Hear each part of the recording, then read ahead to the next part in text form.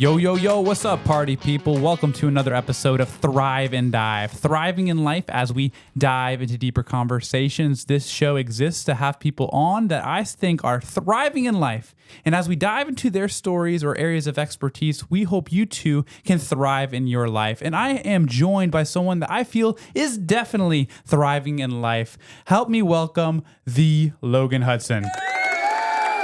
Let's go. Thank you. Logan, how are you doing today? I'm doing well. I'm doing really well. Can't complain. Can't complain. That's awesome. Well, thank you for agreeing to be on Thrive and Dive. Let me give you a little bit of a backstory about Logan and how we know each other. And then we're going to spend the majority of our episode today diving into his story. So before that, Logan, fill in any gaps that I might have missed. But I've actually only known Logan for a couple months now. And That's true. About three. About 3 months, I think. And it's been some of the encouraging months of my life, if I'm being honest, because Logan is a rock star. Super thankful for him. I first met him at our church, the Pathway Church of Vero Beach. Shout out to Pathway Church. Shout out Pathway. Let's go. And I met him there, and then he got plugged into our Pathway Young Adults group. Shout out to Pathway Young Adults on Monday nights at 7 o'clock if you're local here to Indian River County. And just super encouraged by him.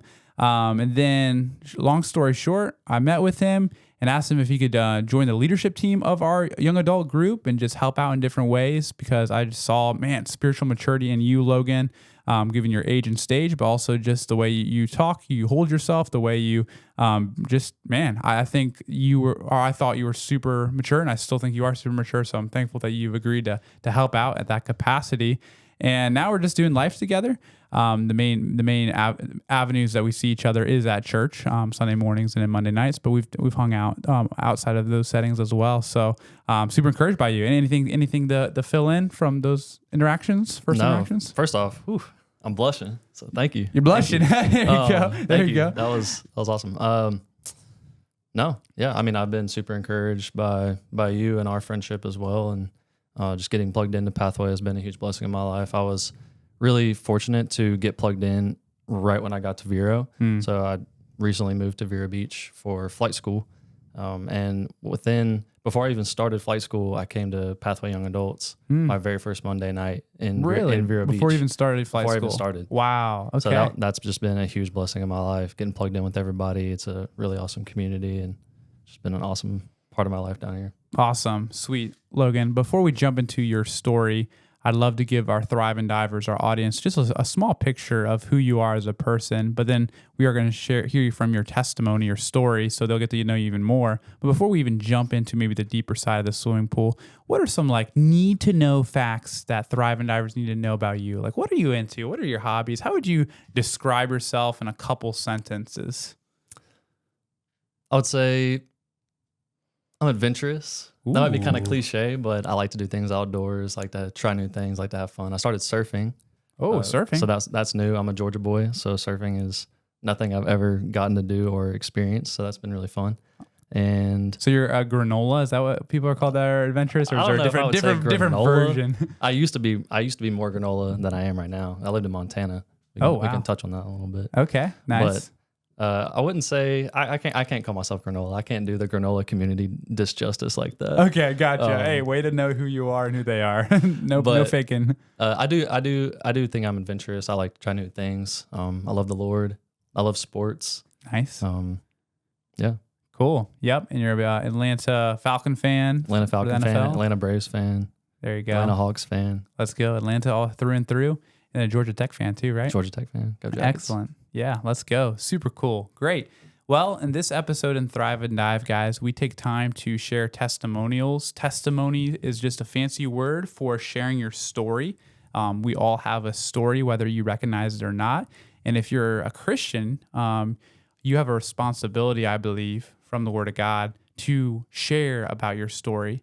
It talks about in the book of Acts that we are witnesses of what God has done, right? Back in the book of Acts, 2,000 years ago, they were witnessing God at work. And now 2,000 years later, we're still witnessing God at work. and we have a responsibility to share that, right? So testimony is just us sharing what we've witnessed. The climax of any testimony is our conversion story, which is just a fancy word for entering into a relationship with Jesus, accepting the message of the gospel, the good news of Jesus Christ, dying on the cross for our sins and rising from the grave on the third day. But little gospel for you. There you go. There we go. Raise your hand if you want to accept Jesus. Not that we can see you, but good old gospel rally right there. But there's more to it than just that. That is obviously, I think, the most important part of anybody's story. So we hope that if you're listening, you've never received Christ as your Lord and Savior, that you would do so today or whenever the Lord prompts you to do so. But after that, I know for me, I got saved at a young age. So a lot of my story is post-salvation, after I received Christ, and I'm walking in what we call sanctification. But for some people, they have a pre-salvation kind of life. For me, I was saved at 5. There wasn't a whole lot of life to live before I knew Jesus. But for some people, it's a little more than that. And so what I want Logan to do is just share his story. We'll start from the beginning if you want. You don't have to go from birth to now, but just kind of share for us some of the what we call spiritual milestones, some big moments in your walk with the Lord, or just your big moments in your overall development in general, even if it's before your walk with the Lord. So where you want to start, it's up to you, Logan, but we're going to jump right into that. So I think a big, maybe the biggest part of my story is just my family and just the blessing that they've been growing up. I had parents that prioritized a relationship with Jesus, and I have 2 older sisters, so I'm the youngest of 3. Nice.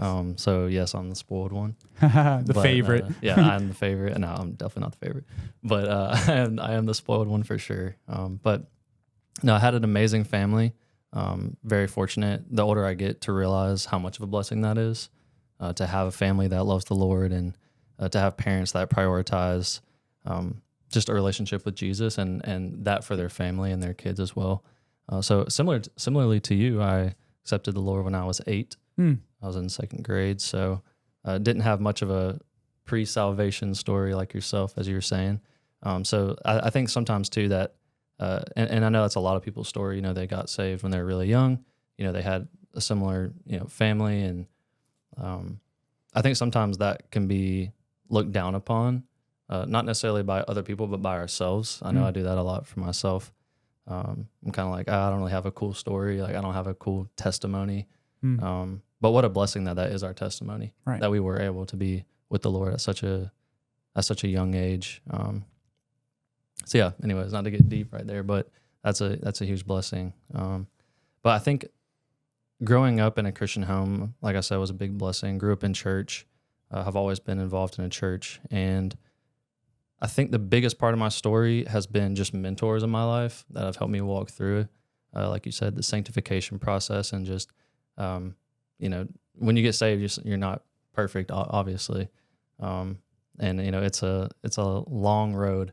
It's a long road, but you got to have people that are there, in Christian community, Christian mentors, that are filling you up so that you have enough to pour out yourself. And I was really blessed with a bunch of awesome mentors that discipled me. And I think it wasn't until I was in 8th grade where I really started to being discipled and was really getting poured into, and I was really hungry. I was really hungry for the Word. I was really hungry for the Lord. Just really wanted to grow, and I took that into high school. And one of my buddies who was discipling me, I call him a buddy. He was a little older than me, but at the time he was like a senior in high school when I was in 8th grade. And he was being discipled by somebody, and then it really was disciples making disciples, because he was being discipled. He was discipling me, and then he went off into the military, and then the man that was discipling him started discipling me. And so I was just really blessed from middle school to high school, just being really poured into. And honestly, it's been a struggle to find that since in college and post-grad. I've only been post-grad for like a year now, but finding people who are pouring into you, finding a mentor it's a really big blessing when you have it. And when you don't have it, you realize how big of a blessing that is. And so, yeah. Awesome. Sweet. Well, thanks for giving that first context, layers of context. And I've got some follow-up questions to ask you with that, Logan. My first thing I want to get to is you shared how there's some moments when you're like, man, my testimony isn't as extravagant as Johnny's testimony over here, right? as you shared, you had the blessing of being raised in a Christian household with great parents from what it seems like. And there is this temptation, at least I felt this, and it sounded like you were kind of alluding to it as well, to think, man, I feel like I need to have a crazier transformation story, right? Like I needed to really go sow my wild oats, really live for the flesh and the world and the devil, and then the Lord will, have a brighter experience on my dark backdrop, right? And it's a common, I think, temptation for good old church boys, right? It's like, man, I need something more. Some people chase after their wild oats just for the sake of doing it, not for the sake of having a great testimony. But sometimes I think there's like maybe even there's like have you ever heard like someone say that was a great testimony? Oh yeah, right. It was like 100%. a serious conversion story. They were like a drug dealer and they're like, going crazy, and then they almost got shot, and then they're fine, and then they turn to the Lord and the twinkle of an eye, and then they're like, doing ministry on the streets of Atlanta or whatever, since you're from Atlanta, right? Yeah, absolutely. And like, what a testimony. My goodness, right? And you're just sitting there thinking, my testimony ain't nothing like that. And you start to think you're inferior, and you start to compare your testimony to those of others. And there we say that sometimes we discriminate in a way. Testimony is like, his testimony isn't that great. Let's not have him share with the youth. Let's not have him share with the men's ministry. We need someone with a better testimony, right? Absolutely. So what do you say to all that? What advice would you give? What's some commentary on what I just shared there? Well, first off, I think that there is some substance to people who do have the crazy testimonies. I do think a lot of times they can be more edifying. I think they can be more inspiring. They're more entertaining, if nothing else. And with that, I think, like I said, there's something to be said about those kind of Saul to Paul testimonies that really are just incredible stories of how the Lord transformed somebody. But again, like we talked about, not all of us have that. Yeah. And, it's like you said, it's hard not to compare because, it's like, oh, I'm so lame. Yeah. Like I grew up in the church. I'm so lame. Like I kind of wish I didn't. Right. But I mean, that's the way it is. Yeah. Like, that's the story that the Lord has given us. Right. You and I. And it's just a blessing to walk in whatever story we have. Yeah. Might sound cliche, but no, absolutely. Because every story is important, right? And I think we fall into the trap of comparison, which I think is ironically what the enemy wants us to do. Like, man, James, Logan, you guys are nothing over here. You're just it's goody two shoes over here, good boys or whatever. Obviously, we're not perfect. At least I'm not perfect. I don't want to speak for you. I've definitely had my downfalls. Maybe they're not as crazy as being a drug dealer, but definitely dealt with some sin.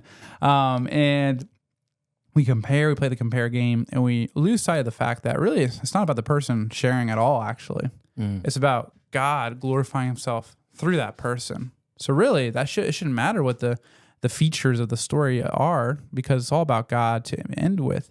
And if someone ever gives and I don't think I've witnessed this firsthand, Logan, but if anyone did give a dramatic testimony for the sake of trying to glorify themselves, we would have to correct them. Every time I've heard a wild testimony, right, it's been very genuine, right? You could tell the person really, honestly, or maybe even ashamed of how wild it was. Oh, right? Absolutely. They're like, man, there's nothing fun about this. And honestly, yes, I'm saved and the Lord has redeemed me, but now I have a bunch of baggage from this wild testimony, right? And unfortunately, they have to carry that with them, and they can work through it, obviously, and they're forgiven from it. But it's just, some of that stuff, that baggage doesn't go away. So I don't think a person who's had a wild testimony sitting here just like, thanking their lucky stars that they have an awesome story to share now. If anything, they're broken now, but they see it as an opportunity to bridge build with other people, right? Because someone who has walked through maybe alcohol, drug abuse, women, whatever, has a way to maybe relate to somebody who's walking through that same thing.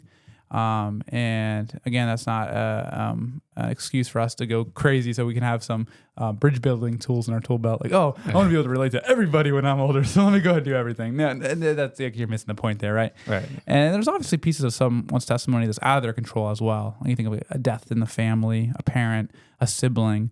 That's another piece of a story that, man, can really make a powerful testimony, right? Again, doesn't make the more important than someone who didn't have a tragedy in their life, but it is a great opportunity to steward that. Yeah. Yeah, absolutely. And kind of to that point, it's funny you say, the people who did go through a lot and have a lot of quote unquote baggage that they might be carrying from a life before Christ probably wish that they had our testimony. Right. Yeah. And in the same way, true. we're sitting here saying, man, it would be so cool to have that kind of testimony. Right. Right. But that, again, that's the comparison. Absolutely. Comparison's the thief of joy. So, Ooh, that's good. Comparison to the thief of joy, 100%. And I want to go back to your story, Logan, if that's cool with you. So, raised in a Christian household, we're discipled by someone who's also being discipled by someone. That multiplication process, that's really the goal of discipleship, is to have that process happening down generations to generations to generations, right? The classic is you need a Paul in your life, an Apostle Paul, if you don't know who that is, someone older than you pouring into you. You need to have a Barnabas in your life. I would consider you a Barnabas, right? We're brothers in Christ, sharpening each other. And then we all need to have a Timothy in our life, someone that we're pouring into, someone that's younger than us, spiritually speaking, and it could be physically as well. Typically, they go hand in hand. But yeah, super important. So I want to hear a little bit post high school. So you were raised in a Christian household. You were discipled by people outside of your family context. You are, all things considered, set up for a great journey ahead, spiritually speaking, right? But we know that despite having great upbringing, going into the college world, going into the world we're now in is a game changer, man. And we're starting to make decisions for ourselves. Like, okay, what do I actually believe? Is this how I'm going to prescribe is this what I'm going to prescribe my life to, type of thing? So if you wouldn't mind, just take us through your 4 years at Georgia Tech, I believe. You graduated from there. And then talk about how now, after graduating from Georgia Tech, you're here in Vero Beach, Florida, doing flight school. Take us through the process of that whole journey. Yeah, so I started at Georgia Tech. Both my sisters went there, by the way. So we're a house of Jackets, so go Jackets. Nice. So yeah, I went to Georgia Tech.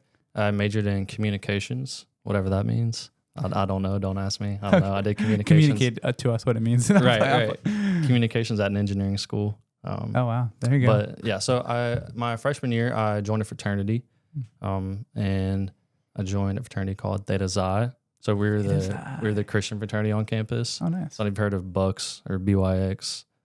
I have not. No. Okay, yeah, it's just I don't know my fraternity. Okay, yeah, it's just a small Christian college that didn't have those type of things. Yeah. Right. This is a popular Christian fraternity, anyways. I just use that to compare because we're similar in a lot of ways. Gotcha. Okay. But so yeah, I joined the fraternity my freshman year. I don't even know how to talk about my freshman year. It was a lot. It was a lot. A lot jam-packed into 1 year. No, it was. I really overcommitted myself, first off. So if I had to give advice to anyone who was about to go into college, don't overcommit yourself. I was working. I was in a fraternity. I was doing school. I was doing too much when I really had no need to be doing all of that. You were just so pumped. Like, I'll do this. Yeah. I'll absolutely, do this. Yeah, absolutely. 100%. Yeah. And I really did have that like adventurous spirit. Oh, right. Yeah. And I really just hated school. I really just hated doing school. And Georgia Tech's a pretty rigorous school. And I just was like, man, this is not for me. Like I really just, I was trying to transfer, which thank God I did not, because I ended up loving it in the end. But yeah, just had to stick it through. And my freshman year, like I said, it was kind of rough. Just I think in general, your first year out of the house, and like you said, you have the freedom and just trying to figure out life in college, which I really didn't enjoy at the time. And then COVID hit. Oh, right. Yeah. Then COVID hit. So then I was home at Noonan. I was serving with a nonprofit, which was a really awesome experience that summer. And the reason I mentioned I just had that adventurous spirit, like I really just wanted to go explore, and I just wanted to go travel and do all these things that like a young boy wants to do. Like I didn't want to sit in a classroom. I didn't feel like that was what I was meant to do at the time. But there's a lot of validity though to going to college and getting an education. Just want to throw that out there. Sure. Yeah, we're pro college. Absolutely, pro college for sure. But at the time I was not. I was like, this is the dumbest thing I've ever done. Spending all this money to sit in a classroom learning about nothing is just pointless. But it most definitely was not. But so I decided I wanted to study abroad. So I figured that'd be a good change of pace, and it that would not require me dropping out. Shout out my parents. They definitely didn't want me to drop out. But then COVID happened, so the whole study abroad thing got canceled. Right. But I still really had this urge to leave, and that was the fall of my sophomore year. Campus is pretty much shut down. I was living in a different fraternity house than my own fraternity house because my fraternity was there was construction going on in our house or something. So I was at a different fraternity house. It was just so like such a random time in life. I'm working at Chick-fil-A, which is really fun. Shout out Chick-fil-A. I love Chick-fil-A. I was back of house.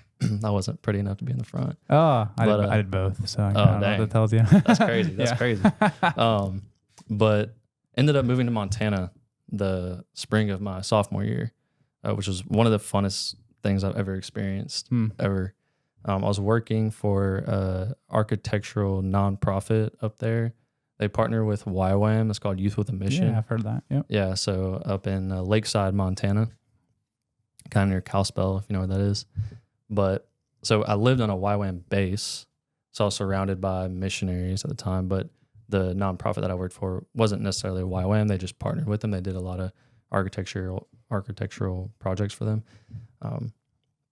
So that was also my experience the first winter, because, you know, Georgia boy, Georgia's hot. Yeah, true. I mean, we have our seasons for sure. A little colder in Florida, but nothing like Montana. Nothing like Montana. So I got to experience a winter. I learned how to ski. Just did a bunch of awesome, fun winter Montana things. And then that summer, I was a whitewater rafting guide on the Middle Fork of the Flathead River. And that was awesome. I lived in a tent all summer. Dang, dude. Yeah, that was awesome. That's granola type stuff right there. Yeah, that's what I'm saying. Yeah. Like that, I was a granola. Yeah, I was saying I was granola back then. I can't say it now because look at me. Like, gotcha. You know, I can't say that now. But yeah, I was living in a tent, kind of just living the raft guide life. It was awesome. We lived in kind of like a camp, like a raft guide camp. So we all lived in tents, kind of like a raft guide village, if you will. Shoot, dude, that sounds like a lot of fun, actually. It was awesome. Every day, you just wake up, you would go raft down the river. You take like Bill from Ohio and his family down the river, and you're just like cutting up with your buddies who are on the other boats and stuff. Like it was the best time, and it's also the most beautiful place in the world. So like my backyard was literally Glacier National Park. Dang, man. Any crazy stories from that whitewater rafting? Anyone almost drown or die? No, hopefully not. no one drowned or almost died. I did have some people fall out of my boat though. Okay. Which some of them were my fault, some of them weren't. Oh, but no how is it stories. your fault? Well, whip it too fast or something? Yeah, I definitely should not have hit a rock that I hit. And things like that. Nice. Like, I mean, I'm the captain, if you will, so yeah, it's up to me to not hit everything. But sometimes you just have bozos in the boat that don't know how to paddle or won't listen to you. So people fall out. It's just what happens. But I think that's the fun of it. Yeah, nothing like super, super dangerous. We had like class 3. They go up to class 5. So class 3 was pretty much our biggest rapid. So nothing too crazy. Okay. You know, we're not doing anything super, super dangerous. But I mean, it's still dangerous. Yeah. Still whitewater rafting. Yeah, no, I've done it once. So it was a lot of fun up in New York, upstate New York. So that's cool. Nice. Yeah. But that was awesome. I forgot where I was going with that. Yeah. Well, so how long were you in Montana? Then what happened after Montana? Yeah. So I was in Montana for about 8 months. Went back to start Georgia Tech my 3rd year. Voice cry. We're gonna act like that didn't happen. There you go. We'll edit it out. Now. No, keep that in Too there. good. Keep that in there. So yeah, I went back for my 3rd year of college, and I think that's when I really kind of found my place at school. And at that point, I had 2 years of friendships. I mean, I still obviously kept up with my friends while I was in Montana. It was COVID, so there really wasn't much happening on campus, anyways. And so my 3rd year, COVID's kind of calming down. Things are pretty much back to normal, essentially. And let's see, probably the biggest part of my 3rd year was joining the Mascot team. So I joined our school's Mascot team, which then ended up becoming a big part of my journey moving forward. I've already heard a little bit about this story, but this is new for you guys. But tell me, what made you want to do a mascotting? And so that became a big part of your journey. But what was the initial like? You just wake up one day, but I want to be a mascot. Like it's just so unique in my opinion. It's so cool. Yeah, no, that's a great question, honestly. So one of my best friends, he was already on the Mascot team. Okay. And he said, dude, we're having fall tryouts. Like you have the personality for it. I think you'd be really good at this. And he was just telling me about it. I mean, you're an athlete on campus, which is funny because you're just the mascot, but you're treated like a student athlete. That's and awesome. You get a ton of privileges and things like that. Wow. And so I was hooked pretty much. So I tried out and I made it, and then ended up just falling in love with it. It sounds cheesy, like, oh, you're getting in a suit. Oh, dude, that's so cool. Yeah, it's kind of creepy, but it's not. I wasn't creepy, I promise. We did get called like furries and stuff all the time, which is funny. Nice. But no, none of that. But yeah, I loved being a mascot. I did it for the next 2 years. That was pretty much my biggest involvement in college was being on the mascot team, and got to do a lot of really cool things through that. Got to work, all the sporting events, football games, basketball games, volleyball games, baseball games, all the things. I got to travel. Got to go to certain away games. I've done events in California. I've done events North Carolina. Like it took me a lot of really cool places in college. So I think being the school's mascot is one of the coolest things, like coolest experiences that a kid can have. It was amazing. That's so cool, dude. Yeah, the amount of doors of opportunity that were opened through that. So if you're thinking about being a mascot, full send, baby. Yeah, full send it. Send it. You want, but it's not for not everybody gets. It's tryout. It's not like easy work. No, right? no, it's not. Yeah, it's not. It's not everyone's built for that. But interesting. Sure. Yeah. Okay. Cool. Then after the mascot career, take us through kind of from there until why you're here in Vero Beach. Yeah. So I graduated in May 23. Graduated from Georgia Tech. Decided to keep doing some mascotting stuff. So throughout my time in college, I started working for the Atlanta Braves and the Atlanta Falcons and a little bit with the Hawks, but enough to keep me busy, basically. So I was working on their mascot teams or with their mascot teams. So you're like the official mascot for the Atlanta Falcons at some point? I mean, technically, I was on the team. Wow. I was never like the main, like there is always a primary person that does the mascot. Okay. I was never the primary, but I was like one of them. Wow. Like I was in a suit. You're in a suit. Doing my thing. Yeah. That's cool. As like the main mascot, but I was never like the main guy on salary or whatever. Gotcha. But you're still in the actual mascot for the actual professional team. Yeah. That's so cool. Yeah. Nice. Yeah. I loved it. Yeah. And so I did that my first year out of college, and then my senior year of college, like I wanted to be a professional mascot. Yeah. That's like what I wanted that much. Yeah. Wow. I loved it. I was like, this is what I want to do. I felt like I was good at it. I felt like I had the talent for it. So I was like, this is really what I want to do. And then I graduated, and I was doing that. Like you said, like I was a professional mascot. Yeah. Even though I wasn't the full-time, quote unquote. Right. I was still a professional mascot technically. Yeah. And the goal was to get to one of those full-time spots. So that is what I was doing. That's what I was pursuing. I was just basically essentially being a backup to a lot of the pros, just trying to get experience and like build connections and things like that. And I realized, although that would be amazing, it wasn't really sustainable. Because you can only be a mascot for something. Because you're going crazy and stuff, man. Exactly. Your body gets old. Exactly. Just like any other athlete. Because it is such an awesome job, the retention's so high.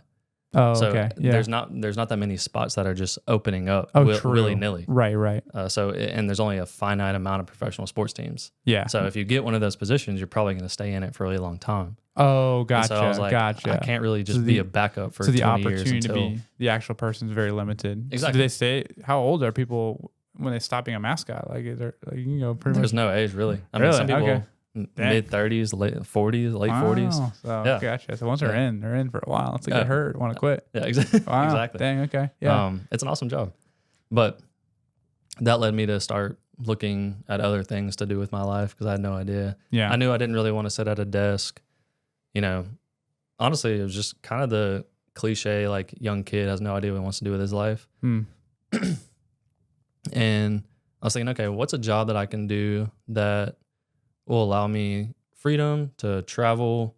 I don't have to sit at a desk. Came to the conclusion that pilot would offer a lot of those things. And so I was like, all right, I'll get my private license in Georgia, and then I'll see kind of what comes of that, basically.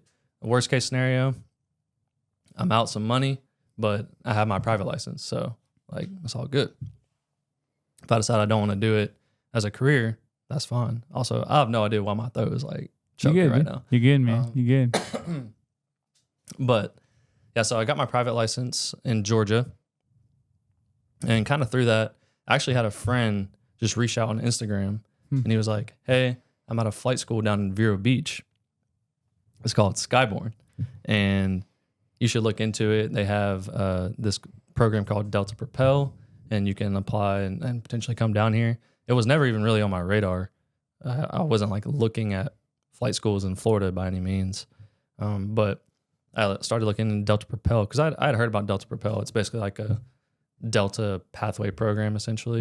So become a Delta pilot. Right. A lot of the airlines have like their own pathway programs that to try and compete with other airlines and stuff like that. And so, long story short, I applied, I was accepted, and I came down to Vero Beach. So, never thought I'd be in Vero Beach, Florida, but here I am. Man. Have you ever been in Vero Beach, Florida before this? No, I've never been to Vero Beach. Just because the friend told you to do that. Yeah, literally because of an Instagram DM. Wow. Literally, I mean, actually, yeah, because of an Instagram DM basically changed the entire trajectory of my life. Wow. It's pretty crazy. The power of Instagram DMs. Slide in the DMs, always. Yeah, slide in the DMs. If you have any doubt about sliding in DMs, just do it. There you go. The Lord might use that as his pathway to get you to your next phase of life. So do not disrespect the Instagram DMs. Also, kind of a cool full story moment.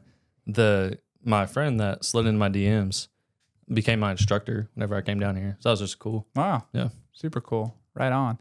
And so now you've got your private license already. Now you're just working up your hours, getting all the certificates and things you need so that you can be a airline pilot through Delta. Yeah, that's the long-term goal. I mean, got a long way to go, but that's the long-term goal. Sweet, dude. That is awesome, man. So that's where he's at in real time right now. And hopefully, I'm hoping it's a long time for you to finish that process because that means you're here longer. Right. Because do you have any ambitions of staying here, or is that too soon to tell where you want to go next? Wherever the Lord leads, or the opportunities open. Both of those, wherever the Lord leads, and wherever opportunity is open. I would like to go back to Georgia just because I'm a Georgia boy through and through pretty much. But I mean, I've loved Florida though. I mean, I've loved living near the beach. I've loved getting to learn how to surf. That's been really fun. There you go. Found an awesome community here. Found an awesome church. So, I mean, I love Vero. Yeah. I don't really have a problem with Vero. Right. It's just, where opportunities going to open up. So I don't know what is going on with my throat right You're now. good, dude. But I don't know where opportunities are going to open up, and we'll see what happens. Yeah, that's awesome, dude. Cool. Well, I got a couple more questions for you as you just kind of finished out your testimony there that we can kind of press into a little bit. And if you don't have any commentary on it, no worries, but just some thoughts for you. So going back to your Georgia Tech days, fresh out of high school into college, curious. So Christian fraternity, right? What was your desire? Why was that something that intrigued you? And then once you answer that, talk about what are the benefits in being in something like that. Were you in it all 4 years? I was. I was in so it all 4 years. What intrigued you? Why did you want to do that? That's a good question. So Georgia Tech is a very unique school. It's a super diverse school. It's also, like I said, it is like a prestigious school. So there are a lot of smart people there, like you, like, right? no, like me, no. Nerdy, if you will. Okay, yeah. And so that was also another reason that I was struggling my first years because I really felt like I just didn't fit in. Gotcha. Really felt like I was just an outlier. Like I didn't really feel like I belonged at the school because I wasn't like that at all. Right. But and both my sisters, they were both in a sorority, and they found an awesome community through their sorority. And so I was like, okay, they kind of told me Greek life is like a great place to find people that are more like me at the school. Yeah. And so I knew I was going to rush. Rush is like where you go and I know that much. Yeah. Yep. Yeah. So I was going to go rush the fraternities, and I was between a couple of them. One of them being Theta Xi, the Christian fraternity, the one that I ended up joining. The other one was, it's an awesome fraternity. It's not like a Christian fraternity. There's awesome dudes in it. Yeah. But it was definitely more worldly, definitely more of a normal fraternity than like a frat bros. The classic. Classic frat bros. Yep. And, what really, and honestly, looking back, it's kind of cheesy because like, what fraternity are you going to join? But it really was like a really hard decision for me. Like I saw a lot of counsel about it, prayed a lot about it. Well, the whole dynamic, your whole trajectory in your college career is kind of contingent on that, right? Your social life, where you live even, right? Yeah. So it's not like a willy-nilly decision. I've never been in that situation, but interesting. Yeah. No, you're absolutely right. And what really came down to it for me, I knew that joining another fraternity and being around non-believers would, I knew that would be hard. But I felt like, I'm not going to be influenced by them. I thought, I was kind of invincible at the time. Like, I'm not going to be influenced, and, it's not the healthy that need a doctor, it's the sick, Sure. So I was like mission-minded. Yeah, mission-minded, right? Which there's nothing wrong with that at all. Right. But at the end of the day, Jesus had his 12 that he came home to. And that's kind of like the way I thought about it is, when I'm at the house, I'm out doing my thing in college. I'm at class, doing activities. I'm playing sports. I'm doing all this. And then what do you come back to? Yeah. And I think the biggest reason I decided to join a Christian fraternity is because I looked at all the guys in Theta Xi and all the guys in other fraternities, and I kind of thought, if I was a culmination of all the guys, which guy would I rather be like? And I would definitely rather be like the guys that were in Theta Xi. I mean, no disrespect to the other guys. Right? Sure. If you're watching, no disrespect. Yeah. all the people that are watching this. Yeah, from Atlanta. There you go. But yeah, I mean, I just think that they were just more men of God, more men that I really respected, that I wanted to be like, that I wanted to be influenced by. And yeah, so I joined Theta Xi, the Christian fraternity, and yeah, it was great. I mean, it definitely, I never regretted it, but I definitely thought, oh, well, what if I had joined another fraternity? Sure. Like that kind of thing. Would the grass have been greener? Would the grass have been greener, exactly. But no. Yeah, well, that's interesting. You kind of balanced a tension that we, as Christ followers, if you're listening, have to balance, right? So you had that opportunity to be more missional, join a secular, if you will, fraternity, which I think there's an expectation that we all have friendships with people that aren't of Christ, right? If you're just sticking with your Christian club and never going out and, reaching people, then that's a problem. But at the same time, though, the tension we have to balance, though, is that when it comes to, again, I never was in a fraternity or whatever, but it seems like, man, the house is where you're like, you let your guard down. That's where you're gonna, be more intimate. Not to be weird about it, but with your friends, right? Not I know what you mean. I know what you mean. But it's like, oh, we're gonna have the deeper talks and conversations. We're gonna do life, talk about girls, whatever type of thing. Conversations. Absolutely. Yeah, maybe intimate was a poor choice of words in today's age. But anyway, you recognize that. Yeah, I think I want that space after a long day of classes, mascotting, whatever. To be more of a, not a sanctuary, but just a place where you can dwell with people that are like-minded as you. Yeah, absolutely. And that's why for me, I had the pleasure, and I still have the pleasure of having roommates that are of the faith. And I've never experienced living somewhere with a roommate that's like not a believer, right? Yeah. And I imagine as a mature believer that's actually trying to walk the walk, that can get kind of hard to be missional in like your sacred space, if you will. Yeah, definitely. So that's important. And that's why I think, personally, if you're a Christian watching, your 5 closest friends, or at least 3, 5 would be great, but if you at least get 3 or 2 or 1, we'll take what we can get. Your closest friends should really be like-minded, of the faith, Christians, people that you're really bearing your soul to. It doesn't mean you can't have a close non-Christian friend. That's what I'm saying. But at least someone or multiple people in that most intimate circle of influence, using that word again, should be of the faith. It's going to be helpful for you in your growth. But it sounds like you were and you still are a strong believer. So I think you would be able to handle that secular environment.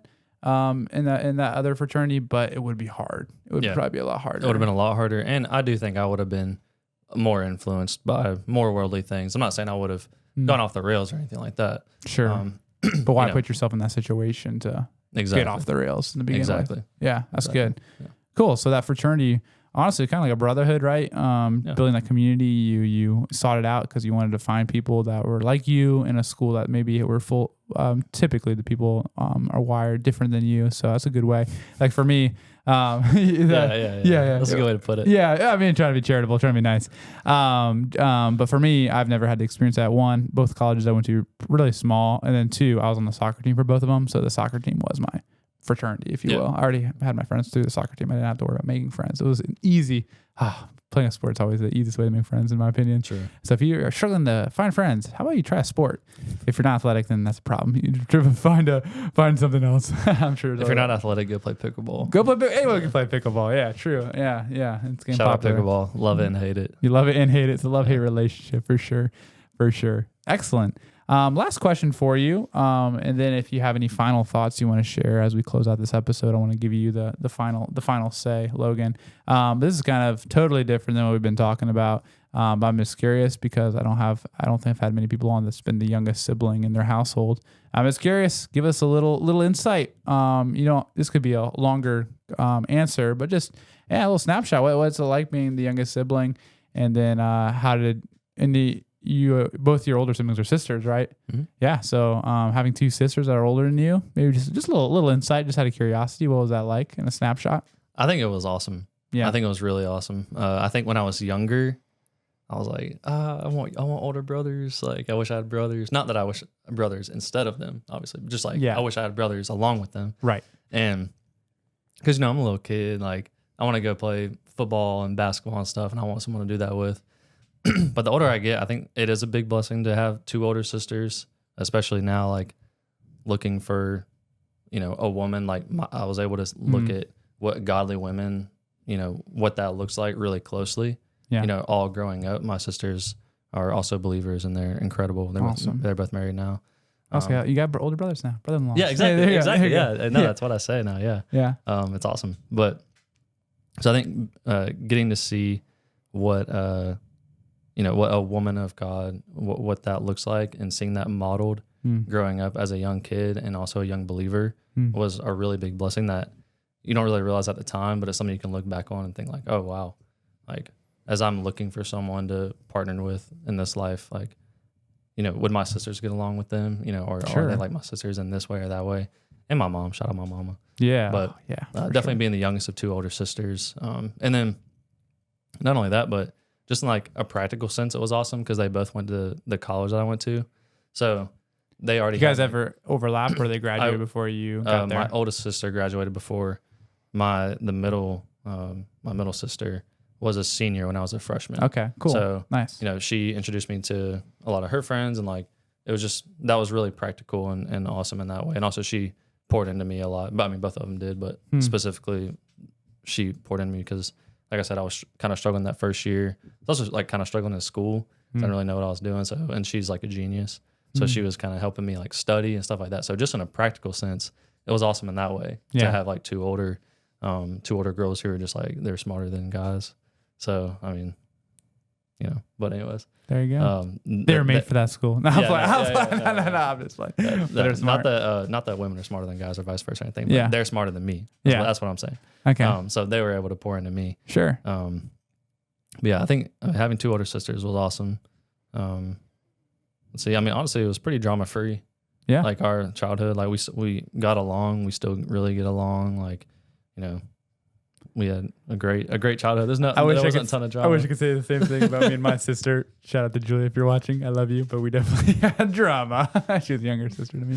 Anyway. No, nothing crazy like that. I mean, obviously like little kids like fighting and stuff like that, of course. Yeah. But there was no, we've been really blessed with an awesome family that, we don't have a lot of family drama. Yeah. Like we all get along, love each other and stuff like that. Good. And you guys still hang out now that you're all older, like past the threshold of, being under the umbrella of one household. You guys are all doing your own thing. Yeah, we're all doing our own thing. We still hang out. It's definitely a lot harder though, especially we're just all three in such different phases of life. Sure. And also they're both married. So, yep.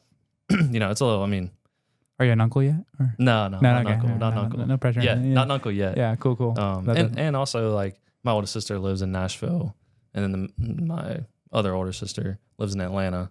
Okay. And now I'm in Florida. Right. So it's definitely harder to get all this together, but we'll still call and do family FaceTimes and things like that. Awesome. Super cool, Logan. Great.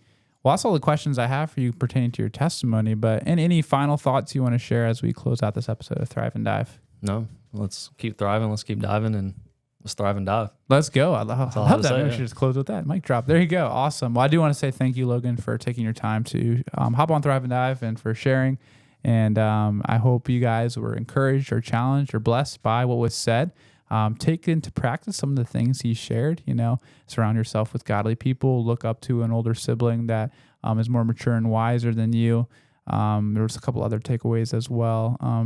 Slide into those Instagram DMs. Slide into DMs. If you don't get anything else from this podcast, slide into DMs. It's just, it works. And if it doesn't work, what's the worst that's going to happen? But here's the thing about it. Here's sliding in DMs. I think of in a romantic way. But I'm kind of like messing around. Yeah. Okay. Sorry. I just want to make sure after that comment I made about being intimate with your guy friends, I just want to make sure we're on the same page here. Also, you can't voice crack in the DMs. You can't. So, Shout There's out. been so many voice cracks. Shout out Shout my out voice. to the voice cracks in this episode. Shout out my throat on this episode. I don't know what's going Write on. in the comments how many voice cracks there are. We need a voice crack counter. No, I love it, dude. Oh, that's funny. I love it, man. It was funny because actually we were talking before we went on that you were like into podcasting a little bit beforehand. Yeah. Yeah, I kind of experimented. I would call it. I experimented. Experimented with it. Yeah. Okay, cool. I experimented with a podcast. Yeah. But yeah, no, I love podcasting. Well, I love talking to people. Yeah, so. no, you have insightful things to say. But if you ever come on again, you gotta figure out that voice crack. No, I'm playing. It's really not a big deal. No, I will. We made a bigger deal than it really was. But cool, dude. But thank you, though. Seriously, all that to say, thank you so much for sharing on Thrive and Dive. Yeah, thank you for having me on. Yeah, of course. Well, guys, as you know, this is Thrive and Dive. Thriving in life as we dive into deeper conversations. Have a great rest of your day.